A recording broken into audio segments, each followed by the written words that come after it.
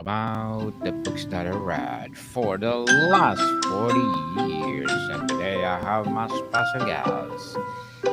He's a world changer, social influencers, and a business consultant. No other than Mr. Curtis Harris. Hey guys, thank you so much for having me. It's an honor.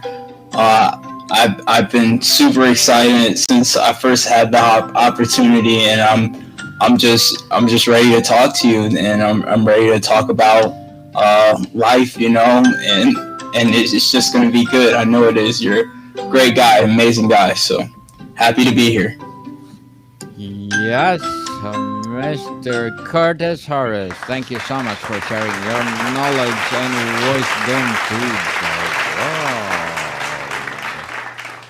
And let's talk about holistic spirituality. How do you define holistic spirituality in the contrast to traditional religious framework or fragmented wellness trends? Okay, I could describe spirituality as a whole, believing in spirit itself. Man, first you'd have to believe that you were created by something. It relates and dates back to creation itself. Many stories on creation, you know. But the way I kind of look at it is, I think about it to my father, the creator of my being, the creator of my spirit, who made my vessel. And I feel like if anybody were to dive into holistic spirituality, they would have to know what that whole is. And to me, I feel like that whole is starting with existence itself. So, you know, so it's like, so once you start with existence, then you see that there is non-existence, and there's kind of like a middle ground between everything. So the goal of the spirituality that I see is converting things of death, things of darkness, negativity into creation, into life, into existence, positivity, light, love. There's so many words for it. And that's kind of RTR's biggest thing is perspective. We appreciate and value everyone's perspective because you are a part of the whole. You are here, you are walking, you are breathing. You have conscious decision and conscious choice for those that do, a chance to decide what they do with it, what they do with their will, And your will is everything you do. You can will to breathe. I hope that everyone wills to breathe. You can will to choose positivity and love. I pray everyone chooses that because that I feel like that's why we are here, is to show the light in a world that is dark. Mr. Curtis, what are the non negotiable elements of a holistic spiritual practice? Uh, Non-negotiables. Wow, that's a great question because to me, I feel like there is no necessarily any non-negotiables. I feel like every part, every pardon me, everything that we see is a part of even greater being. From the darkest thing someone can do to the lightest thing someone can do, it's all part of one whole being that's ever growing, ever changing, ever moving.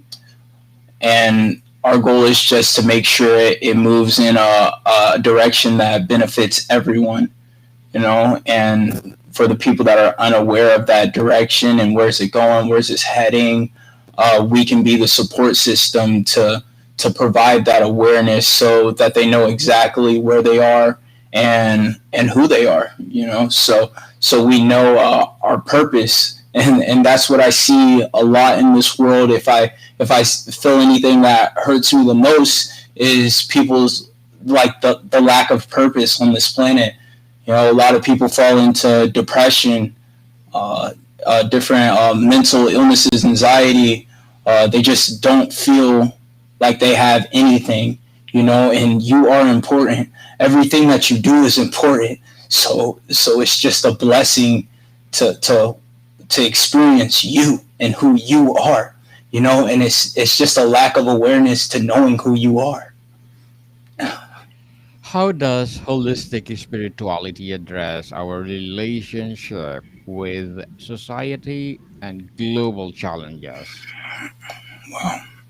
And that's kind of what I'm getting at is that it's a lack of awareness, and it's not just a lack of awareness on one side.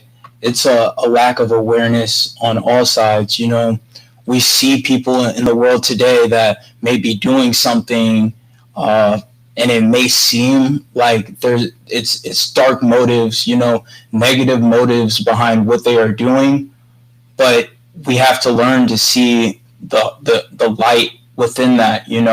If someone's stealing from somebody else, or someone has certain political views, it's seeing past that and being like, well, they don't really care about all these point of views, to where, well, this law needs to be put in place, or this should be the right course of action. No, people aren't that complicated down inside. They just want to be safe, instead of being presented all of these, this is safety. No, this is safety. At that point, you're being told what safety is, even though the only thing that you had ever said was that you wanted to be safe. Now there's this element of control and a fight for it. Like, do I have that control over my safety, or does someone else have that control over my safety?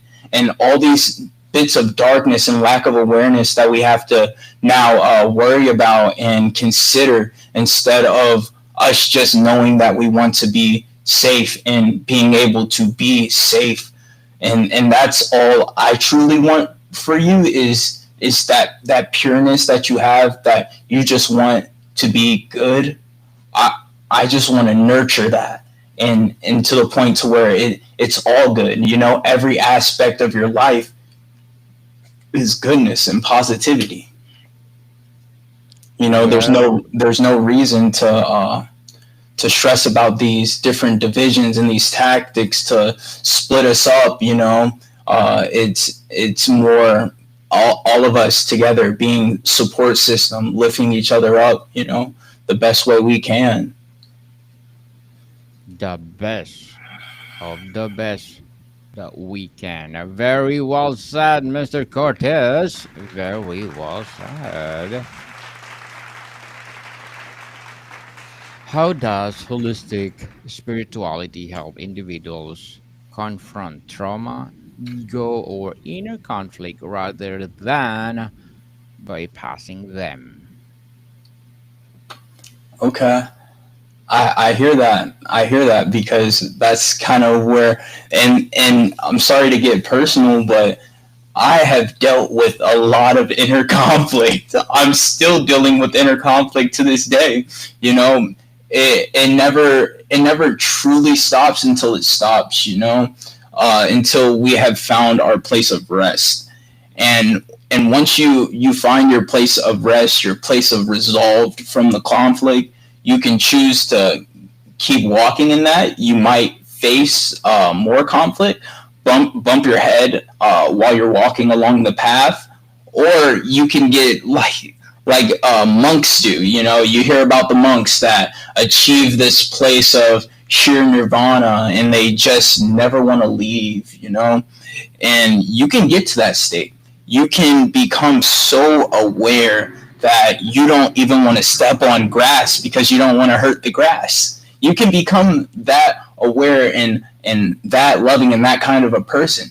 But even if you are in perfect peace, I feel like when your fellow neighbor is not in peace, that's where the journey continues, because we can care about ourselves up to a certain point, and maybe we can even achieve that goal.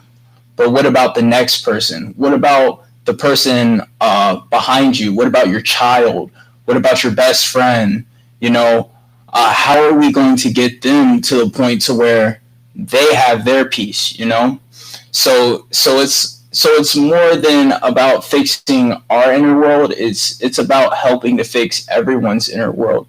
You know, if I achieve a perfection or a a peaceful state, you know, if the rest of the world's not in a peaceful state, then what is it all worth?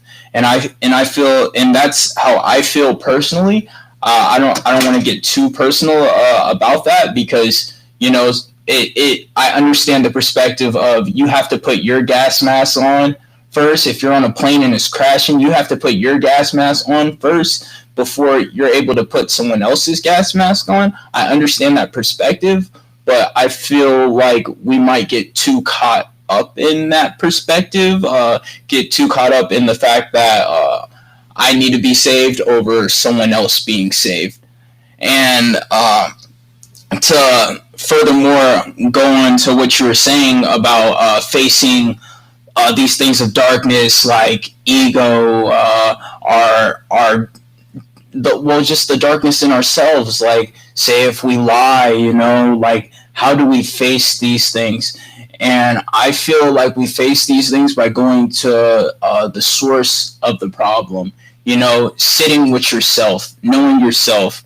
And it's kind of like finding those things that made you who you are. And it's like everything drives us out of being a child, but it's really about returning to that childlike state, you know, those things that make you happy, those things that make you cheerful, returning back to those things and truly knowing why you are and who you are, you know. And then once you find that, I feel like then you can build upon it in a positive direction. Positive direction indeed. Mr. Carter, what warning signs indicate someone is using holistic ideas to avoid real problems? Man, um, well, I tend to notice people using holistics anytime they think outside of themselves, you know. Every time they think outside of the physical material, anytime they think outside of the ego and the structure of the way everything works, into a place of more positivity, into and shifting into a place of abundance. You know, when you look at somebody and they're feeding into someone, giving them knowledge, pouring out, I feel like they're using holistic spirituality, because it's a mindset of growth rather than deterioration. Mr. Cortez, can holistic spirituality be accessible to those without resources like time, money, and safety? And how? Man, it's accessible everywhere. Some say it starts in the heart, some say it starts in the mind. I just say it starts with you. And to do that, it's, you have the choice. You have the choice right now to choose. And once you set your intentions and follow through with action, really anything's possible. You know, you just keep growing and don't stop. So that's my thing. It's really free for everyone, but it's not supported by everyone. You know, if our money that we made and the money that the world made, you know, the money that the government made, was used to support your journey throughout life in a full and all-encompassing way, that was benefiting you to the point to where you wouldn't need money, you wouldn't need resources, you could just exist and be propelled, then we're talking. That's kind of what I want to see out of the world. That's the goal of RTR, is to get it to that place to where just by you existing, you're reaping the benefits of spirituality itself, of the choices that everyone has made and is still making. There's a lack of awareness. We can't feel. We might see, but we can't feel because there's a. I know that, like, take it for example. I know that there's people fighting for our country right now, but I can't feel every action that's pouring into that, every emotion that's pouring into that. And I relate that back to our creation itself. We might not be able to feel every action that our creator is putting into place. We might not see everything that's going on behind the scenes because of that lack of awareness, but we're trying to make it so that you do feel that even here right now in this physical structure that we have created, this human reality, that we feel that structure and that love and that nourishment with every breath, with every thought, with every movement. So that's where it starts, and it doesn't take any money necessarily, but it takes action. It takes a choice to choose goodness, to choose love, to choose light, and that's kind of how I feel. Very well said, Mr. Curtis. Beautifully, beautifully articulated. And as the world changers, social influencers, and business consultants, what are your short term and long term goals? My goal is to create a world for our children so that they don't have to be scared or worried. They can just dream and keep dreaming.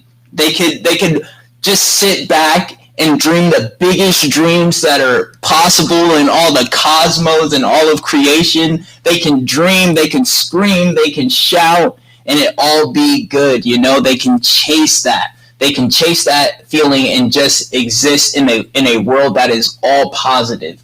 We are products of our environment, and if there was no darkness, then we would be beautiful. It would be perfect because there's nothing but perfection.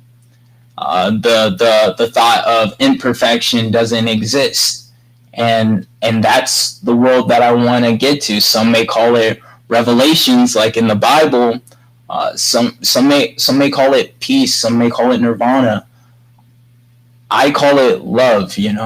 And that's why I feel the Bible so much, because they say that Christ, in Scripture it says that Christ is the manifestation of that love, and through His blood sacrifice, we all have access to that love in a direct streamline on who we call our creator of our soul, of our spirit, of our being.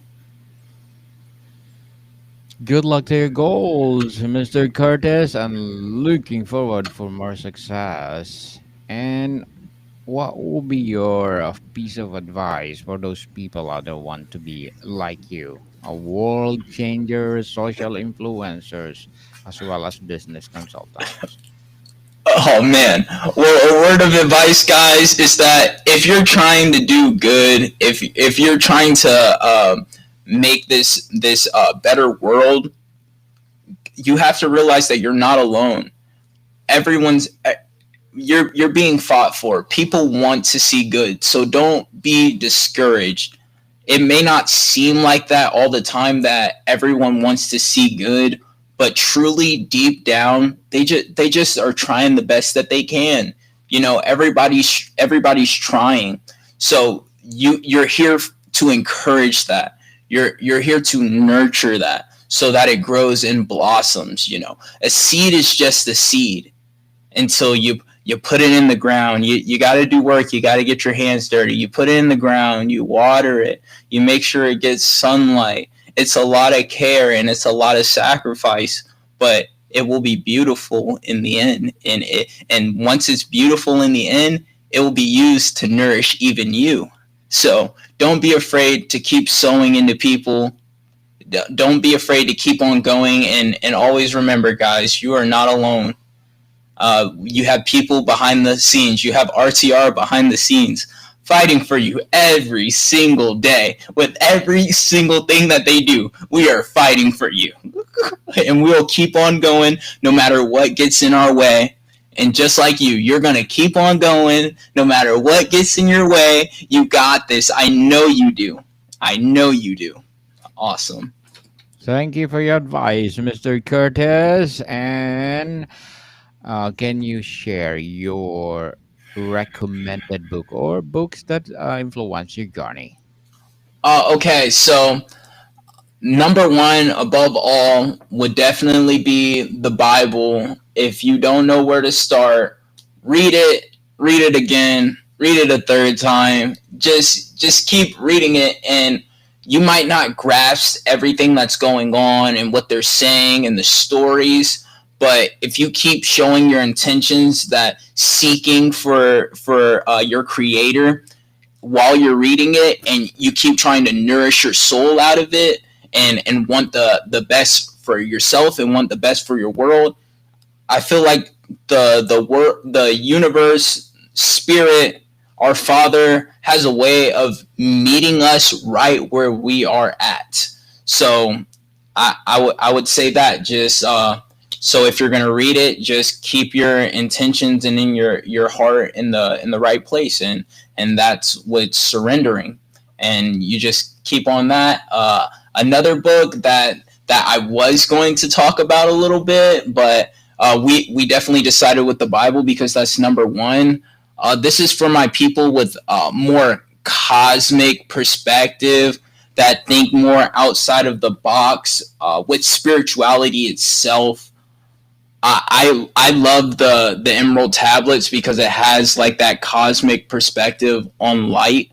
So I honestly swap back into reading them back and forth. You know, like really anything that I read to improve the spirit. You have the Vedas. I kind of just use the Bible to kind of clean that up because every perspective is valuable. God put nothing here. Our Father put nothing here for a lack of. Everything is valuable. You just got to see the value in it. You know, you have to search for it. And the Bible is a great tool to clean it all up for you. So, you know, you wanna take everything that you've learned and get that clarity and get that pure form of the love. You go to the Word. You go to the Bible. Yes. People, read the Bible to empower your spirituality. And Mr. Curtis, how does holistic spirituality redefine our responsibility toward climate collapse? I'm sorry, could you rephrase that for me? Yes, how does holistic spirituality redefine our responsibility toward what's happening on our planet right now? What? We can feel it. We can sense it. I know some of us lay down and see that things aren't right. Think about, and if you don't see it, you could also think about in other places. Even here, there's children going missing, human trafficking, murders, all these things that are taking place that don't necessarily have to be taking place.